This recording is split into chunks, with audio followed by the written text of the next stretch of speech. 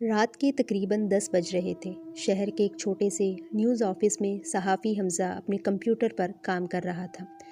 اچانک اس کے ای میل پر ایک عجیب سا پیغام آیا۔ پیغام میں صرف ایک لائن لکھی تھی: اگر تم سچ جاننا چاہتے ہو تو پہاڑوں کے اس گاؤں میں آؤ، جہاں سے پورا گاؤں ایک ہی رات میں غائب ہو گیا تھا۔ نیچے ایک نقشہ بھی تھا۔ حمزہ حیران ہو گیا۔ وہ کئی سالوں سے عجیب و غریب خبروں پر تحقیق کرتا تھا، مگر ایسا کیس اس نے کبھی نہیں دیکھا تھا۔ اگلے ہی دن وہ کیمرہ، نوٹ بک اور ضروری سامان لے کر پہاڑوں کی طرف روانہ ہو گیا۔ راستہ بہت سنسان تھا۔ گاڑی کے دونوں طرف گھنے درخت تھے اور دور دور تک کوئی انسان نظر نہیں آ رہا تھا۔ شام ڈھلنے لگی تھی جب حمزہ ایک چھوٹے سے چائے کے ہوٹل پر رکا۔ وہاں ایک بوڑھا آدمی بیٹھا تھا۔ حمزہ نے پوچھا: بابا جی، کیا آپ کو اس گاؤں کے بارے میں کچھ معلوم ہے؟ بوڑھے کا چہرہ اچانک سنجیدہ ہو گیا۔ اس نے آہستہ آواز میں کہا: بیٹا، وہاں مت جانا، وہ جگہ ٹھیک نہیں۔ حمزہ نے پوچھا: کیوں؟ وہاں کیا ہوا تھا؟ بوڑھے نے اداس نظروں سے پہاڑوں کی طرف دیکھا۔ ایک رات پورا گاؤں غائب ہو گیا تھا، نہ کوئی چیخ، نہ شور، بس صبح ہوئی تو گاؤں خالی تھا۔ یہ سن کر حمزہ کے دل میں تجسس اور بڑھ گیا۔ رات ہونے سے پہلے وہ گاؤں پہنچ گیا۔ گاؤں بالکل خاموش تھا۔ ہوا آہستہ آہستہ درختوں کو ہلا رہی تھی اور پرانے گھروں کے دروازے چرچرا رہے تھے۔ حمزہ ایک گھر کے اندر داخل ہوا۔ وہاں میز پر پلیٹیں رکھی تھی، جیسے لوگ ابھی کھانا کھا رہے تھے۔ ایک چولہے پر برتن رکھا تھا جس میں سوکھا ہوا سالن تھا۔ ایسا لگ رہا تھا جیسے سب لوگ اچانک کہیں چلے گئے ہوں۔ گاؤں میں گھومتے ہوئے حمزہ کو زمین پر عجیب نشان نظر آئے۔ وہ قدموں کے نشان تھے، مگر انسانوں کے نہیں۔ وہ بہت بڑے تھے۔ حمزہ نے فوراً ان کی تصویر لے لی۔ اس کے دل میں ہلکا سا خوف پیدا ہونے لگا۔ گاؤں کے آخر میں ایک چھوٹا سا اسکول تھا۔ حمزہ وہاں داخل ہوا۔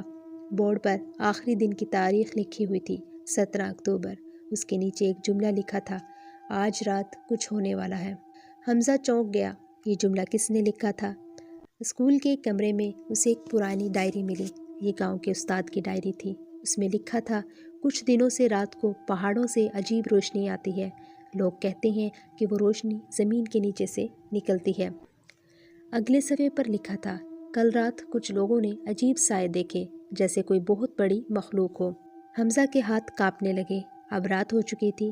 حمزہ نے کیمرہ آن کیا اور گاؤں کے بیچ کھڑا ہو گیا۔ اچانک دور پہاڑوں کی طرف سے ہلکی سی روشنی نمودار ہوئی۔ وہ روشنی آہستہ آہستہ گاؤں کی طرف بڑھنے لگی۔ زمین ہلنے لگی۔ حمزہ کا دل زور زور سے دھڑکنے لگا۔ سائے واپس آ گئے۔ روشنی کے ساتھ کچھ سائے بھی نظر آنے لگے۔ وہ انسانوں جیسے تھے، مگر ان کی چال عجیب تھی۔ جب وہ قریب آئے تو حمزہ کا خون جم گیا۔ وہ گاؤں کے لوگ تھے، مگر ان کی آنکھیں بالکل سفید تھیں، جیسے ان میں روح نہ ہو۔ حمزہ کو اچانک استاد کی ڈائری کا آخری صفحہ یاد آیا۔ اس میں لکھا تھا: اگر ہم واپس آئیں تو ہم انسان نہیں ہوں گے۔ گاؤں کے وہ لوگ آہستہ آہستہ حمزہ کی طرف بڑھنے لگے۔ حمزہ بھاگنے لگا۔ وہ گاڑی تک پہنچا اور فوراً وہاں سے نکل گیا۔ صبح جب وہ شہر پہنچا تو اس نے ساری ویڈیو نیوز آفس میں دکھائی، مگر حیرت کی بات یہ تھی کہ ویڈیو میں کچھ بھی نظر نہیں آ رہا تھا، نہ روشنی، نہ وہ لوگ، صرف خالی گاؤں۔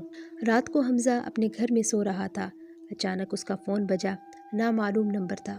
فون اٹھاتے ہی دوسری طرف سے آہستہ آواز آئی: تم نے ہمیں دیکھ لیا ہے، اب ہم تمہیں بھی لینے آئیں گے۔ اور پھر حمزہ کی کھڑکی کے باہر وہی سفید آنکھیں نظر آئیں۔ کہانی یہاں ختم نہیں ہوتی، کیونکہ اگلی صبح حمزہ بھی غائب ہو چکا تھا۔ حمزہ کے غائب ہونے کی خبر پورے شہر میں پھیل گئی۔ نیوز آفس میں سب لوگ حیران تھے، کیونکہ حمزہ ایک تجربہ کار صحافی تھا اور کبھی بغیر اطلاع کے غائب نہیں ہوتا تھا۔ مگر سب سے زیادہ پریشان ایک شخص تھا: حمزہ کا دوست عادل۔ عادل بھی ایک صحافی تھا اور حمزہ کے ساتھ کئی خطرناک کیسز پر کام کر چکا تھا۔ جب پولیس کو حمزہ کے گھر سے اس کا لیپ ٹاپ ملا تو اس میں صرف ایک ہی فولڈر تھا۔ اس فولڈر کا نام تھا: گمشدہ گاؤں۔ عادل نے ویڈیو چلائی۔ ویڈیو میں وہی سنسان گاؤں نظر آ رہا تھا۔ حمزہ کی آواز سنائی دے رہی تھی: اگر تم یہ ویڈیو دیکھ رہے ہو تو اس کا مطلب ہے کہ میرے ساتھ کچھ ہو چکا ہے۔ ویڈیو میں اچانک وہ لمحہ بھی ریکارڈ تھا جب سفید آنکھوں والے لوگ گاؤں میں واپس آئے تھے۔ عادل کے ہاتھ کانپنے لگے، مگر ویڈیو کے آخر میں ایک اور چیز نظر آئی۔ حمزہ نے زمین پر ایک نقشہ بنایا تھا اور نیچے لکھا تھا اصل راز پہاڑ کے نیچے ہے۔ عادل نے فوراً فیصلہ کیا کہ وہ خود اس گاؤں جائے گا۔ سب نے اسے روکا مگر اس نے کہا اگر حمزہ زندہ ہے تو میں اسے واپس لے کر آؤں گا۔ اگلے دن وہ بھی پہاڑوں کی طرف روانہ ہو گیا۔ سنسان گاؤں، مگر اس بار کچھ مختلف تھا۔ جب عادل گاؤں پہنچا تو اسے عجیب بات محسوس ہوئی۔ گاؤں پہلے سے بھی زیادہ خاموش تھا، مگر اس بار زمین پر تازہ قدموں کے نشانات موجود تھے، یعنی کوئی حال ہی میں یہاں آیا تھا یا پھر شاید اب بھی یہاں موجود تھا۔ عادل کو اسکول کے پیچھے ایک پرانا کنواں ملا۔ کنویں کے اندر ایک خفیہ سیڑھی بنی ہوئی تھی۔ یہ سیڑھی زمین کے نیچے جا رہی تھی۔ عادل نے ٹارچ چلائی اور نیچے اترنے لگا۔ جیسے جیسے وہ نیچے جا رہا تھا، ہوا ٹھنڈی اور عجیب ہوتی جا رہی تھی۔ نیچے پہنچ کر عادل حیران رہ گیا۔ وہاں ایک بہت بڑی سرنگ تھی اور سرنگ کے آخر میں ایک عجیب سا زیر زمین شہر موجود تھا۔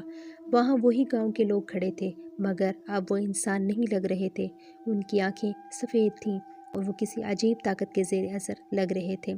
حمزہ زندہ تھا۔ اچانک عادل نے ایک آواز سنی، عادل ادھر آؤ۔ یہ حمزہ تھا، مگر وہ زنجیروں سے بندھا ہوا تھا۔ عادل نے فوراً اسے آزاد کیا۔ حمزہ نے گھبرائی ہوئی آواز میں کہا، ہمیں فوراً یہاں سے نکلنا ہوگا، وہ جاگنے والا ہے۔ عادل نے پوچھا، وہ کون؟ حمزہ نے کانپتے ہوئے کہا، وہ مخلوق جو صدیوں سے زمین کے نیچے سو رہی تھی۔ حمزہ نے بتایا، اس گاؤں کے لوگ کئی سال پہلے اس مخلوق کو جگا بیٹھے تھے۔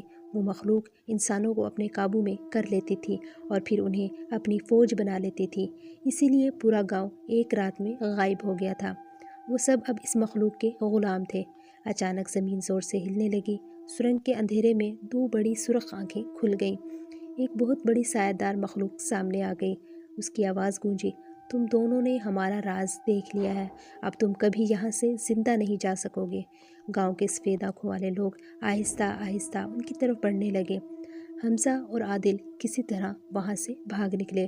وہ گاؤں سے دور نکل آئے، مگر جب عادل نے گاڑی کے شیشے میں حمزہ کی طرف دیکھا تو اس کا دل رک گیا۔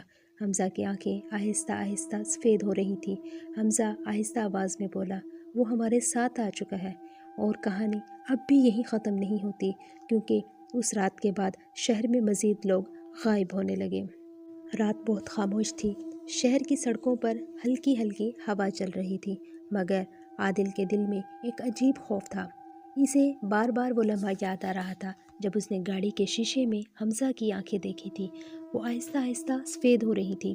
عادل نے خود کو سمجھایا کہ شاید یہ اس کا وہم ہو، مگر حقیقت اس سے کہیں زیادہ خوفناک تھی۔ اگلے دن عادل نے محسوس کیا کہ حمزہ بالکل خاموش ہو گیا ہے۔ وہ کم بول رہا تھا اور اس کی آنکھوں میں عجیب سی خالی پن تھا۔ ایک دن عادل نے دیکھا کہ حمزہ رات کو چپکے سے گھر سے باہر جا رہا ہے۔ عادل خاموشی سے اس کے پیچھے چل پڑا۔ حمزہ شہر کے ایک پرانے فیکٹری کے کھنڈر تک پہنچا۔ وہاں پہلے ہی کئی لوگ کھڑے تھے۔ ان سب کی آنکھیں سفید تھیں۔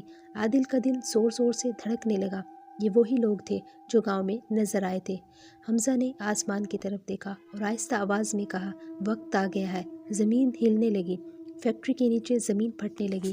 ایک بہت بڑی سرنگ ظاہر ہوئی۔ سرنگ کے اندر سے وہی سرخ آنکھوں والی مخلوق باہر آنے لگی۔